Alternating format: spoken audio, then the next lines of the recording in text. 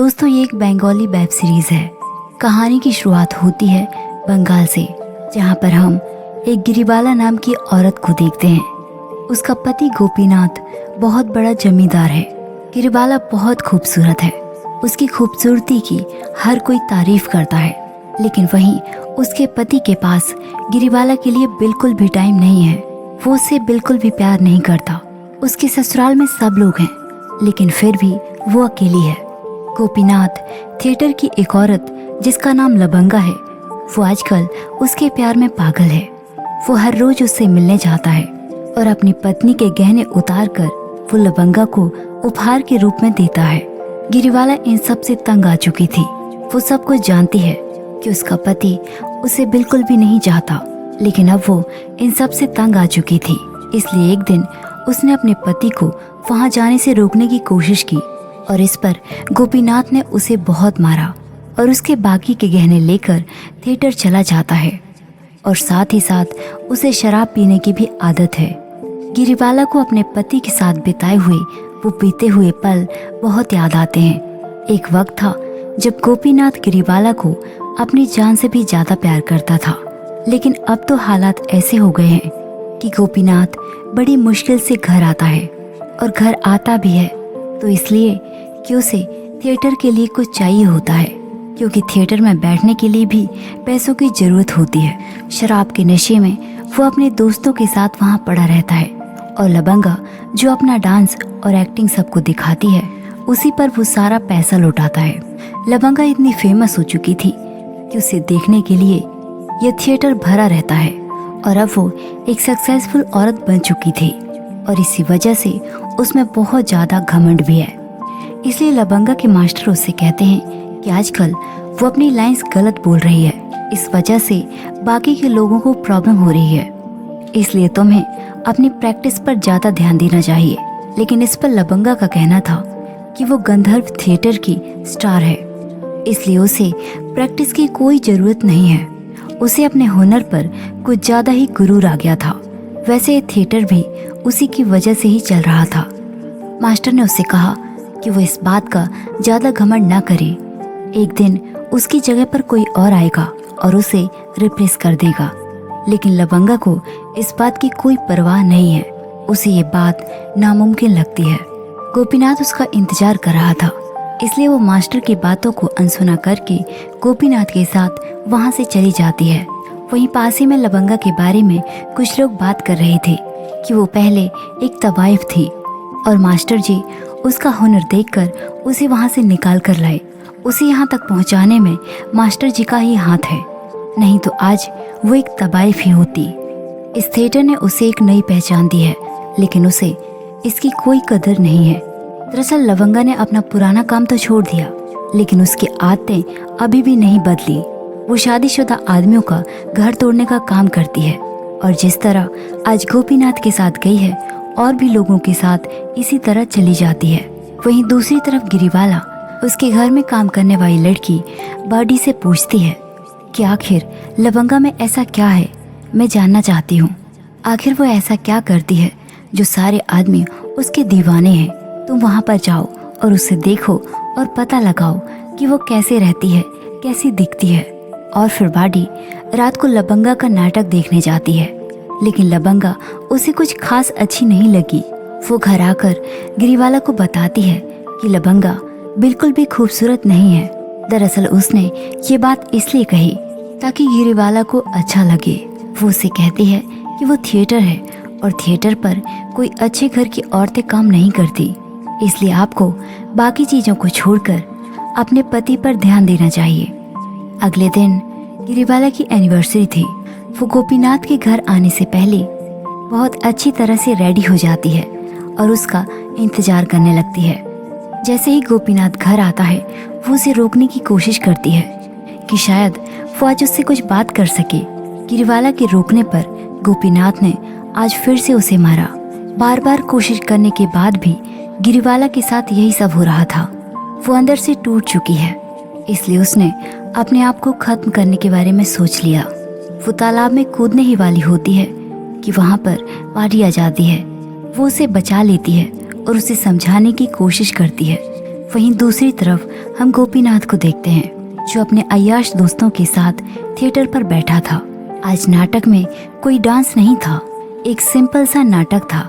इस बात को लेकर गोपीनाथ वहाँ पर झगड़ा करने लगा कि हमें इस तरह का सिंपल नाटक नहीं देखना, हमें बस नाच देखना है।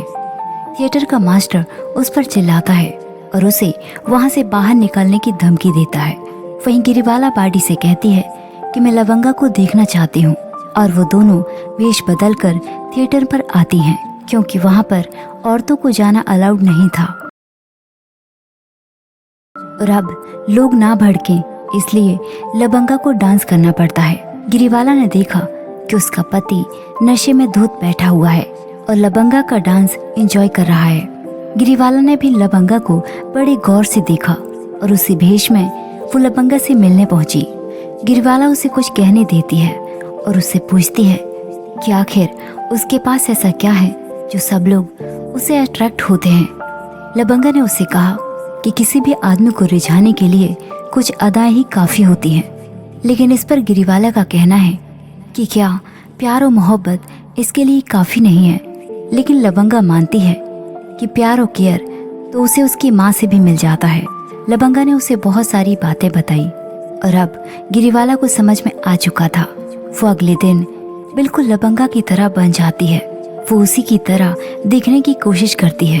गिरिबाला जब गोपीनाथ के पास जाती है तो वो नशे में धुत था और नशे की हालत में वो लवंगा का ही नाम ले रहा था। और ये सब देखकर गिरिबाला का दिल बहुत दुखा। वो रोती है, चीखती चिल्लाती है और अब उसने अपने पति को छोड़ने का फैसला कर लिया था।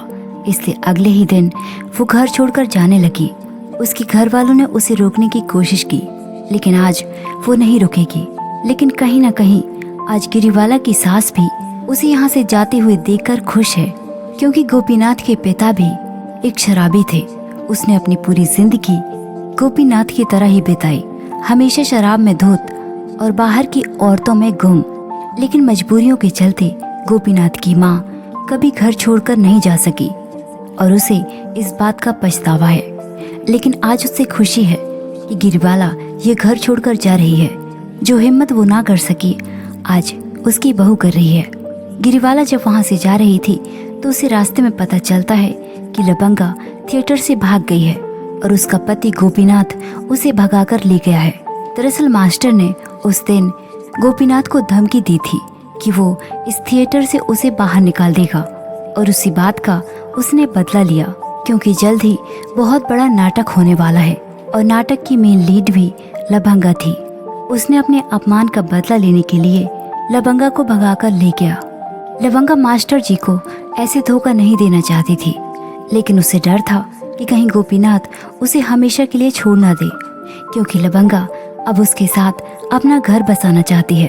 गोपीनाथ लवंगा को लेकर अपनी एक कोठी पर रुका हुआ था। ये सुनते ही गिरिबाला सीधा मास्टर जी के पास पहुंचती है। गिरिबाला ने सब कुछ सोच लिया था।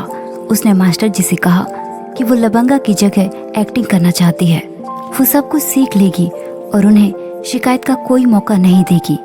मास्टर जी को उसका ये कॉन्फिडेंस बहुत पसंद आता है और वो अपने थिएटर में उसे शामिल कर लेते हैं। गिरिबाला ने मास्टर से पूछा कि आखिर थिएटर में काम करने वाली औरतों को बुरा क्यों कहा जाता है।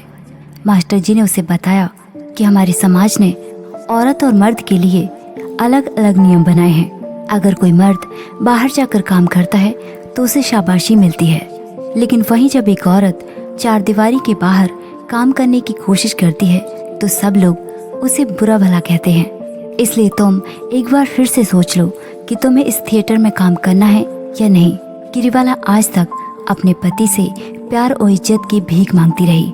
उसके पति ने ना उसे इज्जत दी और ना ही प्यार, इसलिए उसे किसी भी चीज की परवाह नहीं है। जिसके बाद वो थिएटर में अपने नाटक की प्रैक्टिस करना शुरू कर देती है। इस तरह कुछ वक्त बीता और फिर हम लवंगा और गोपीनाथ को देखते हैं। अब लवंगा की लाइफ बिल्कुल गिरिबाला की तरह हो गई है। वो दिन भर घर पर ही रहती है और गोपीनाथ का इंतजार करती है, लेकिन उसे बस इस पल का इंतजार है कि कब गोपीनाथ उसे कहेगा कि उसे उससे शादी करनी है। लेकिन एक दिन वो खुद ही गोपीनाथ से शादी के बारे में पूछ लेती है, लेकिन इस बारे में गोपीनाथ कोई बात नहीं करना चाहता। वो लबंगा से पूछने लगा कि तुम्हारा और मास्टर जी का क्या रिश्ता था। ये सुनकर लबंगा को बहुत बुरा लगा, क्योंकि वो मास्टर जी को दिल से अपना गुरु मानती है। गोपीनाथ उसे कहने लगा कि यदि मास्टर जी इतने ही अच्छे थे तो तुम उन्हें छोड़कर क्यों आई। लबंगा उसे कहती है कि मेरा सपना था कि मैं किसी के साथ अपना घर बसाऊं। मुझे लगा था कि तुम मुझसे शादी कर लोगे, इसलिए मैं तुम्हारे साथ यहाँ आई हूँ। इस पर गोपीनाथ ने कहा कि तुम्हारे जैसी और भी औरतें मेरी जिंदगी में हैं, तो क्या मैं हर किसी से शादी कर लूँगा। और तभी गोपीनाथ के पास उसका मुंशी आता है। उसने बताया कि आपके सारे पैसे खत्म होते जा रहे हैं, क्योंकि आप काम की तरफ ध्यान ही नहीं दे रहे। तभी वो देखता है कि न्यूज़पेपर पर गंधर्व थिएटर की एक ऐड थी। जो लबंगा नाटक छोड़कर आई थी उसे अब कोई और पूरा करेगा, लेकिन उस पर एक्ट्रेस का नाम नहीं लिखा था। लबंगा भी ये जानना चाहती थी कि आखिर वो एक्ट्रेस कौन है जो उसकी जगह लेना चाहती है। वहीं दूसरी तरफ गिरिवाला प्रैक्टिस कर रही थी, लेकिन अचानक वो डर जाती है और वो कहने लगी कि मुझसे ये सब नहीं होगा। मास्टर जी उसे समझाने की कोशिश करते हैं, लेकिन गिरिवाला फिर भी वहां से जाने लगती है। मास्टर जी ने उसे चाटा मारा और फिर से प्रैक्टिस करने को कहा, और वो फिर से प्रैक्टिस करने लग जाती है। वहीं लबंगा ने सोच लिया था कि अब गोपीनाथ के साथ उसका कुछ भी नहीं हो सकता है, ना तो उसका घर बसेगा और कल को वो उसे छोड़ भी सकता है। इसलिए वो वापस थिएटर लौट आती है। वो मास्टर जी से काम मांगती है, लेकिन मास्टर ने उसे बताया कि अब उसकी जगह कोई और ले चुका है। वो लबंगा को नाटक के 2 टिकट देते हैं। उसे कहते हैं कि गोपीनाथ को भी अपने साथ लेकर आना, और ये एक रिक्वेस्ट नहीं बल्कि एक गुरु का हुक्म है।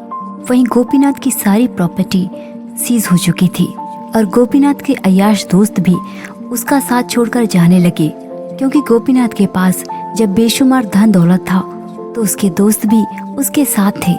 लबंगा उसके पास जाती है और उसे कहती है कि हमें जाकर नाटक देखना चाहिए, और फिर वो दोनों नाटक देखने के लिए थिएटर पहुंचते हैं। गोपीनाथ एक नई लड़की के नाटक को और नृत्य को देखकर बहुत एंजॉय कर रहा था, लेकिन लास्ट में जब गिरिवाला का घूंघट उठता है तो उसे देखकर गोपीनाथ हैरान रह जाता है। अपनी पत्नी को देखकर वो सबके सामने उस पर चिल्लाने लगा। लबंगा भी उसे देखकर बहुत हैरान थी, क्योंकि गिरिवाला की एक्टिंग बहुत अच्छी थी। और मास्टर जी गोपीनाथ को थिएटर के बाहर निकलवा देते हैं और इस नाटक को यहीं पर रोक दिया जाता है।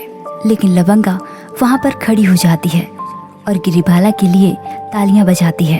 और गिरिबाला को जो सम्मान अपने पति से नहीं मिला वो दूसरों से मिल रहा था, इसलिए उसने फैसला कर लिया था कि अब वो अपने काम पर ही ध्यान देगी और अपनी जिंदगी खुद के लिए जिएगी। और इसी के साथ ये कहानी यहीं पर खत्म हो जाती है। तो दोस्तों, ये थी हमारी आज की कहानी। ये कहानी आपको कैसी लगी कमेंट करके ज़रूर बताइए, और ऐसी ही कहानियों के लिए हमारे चैनल को सब्सक्राइब कीजिए। Thanks for watching.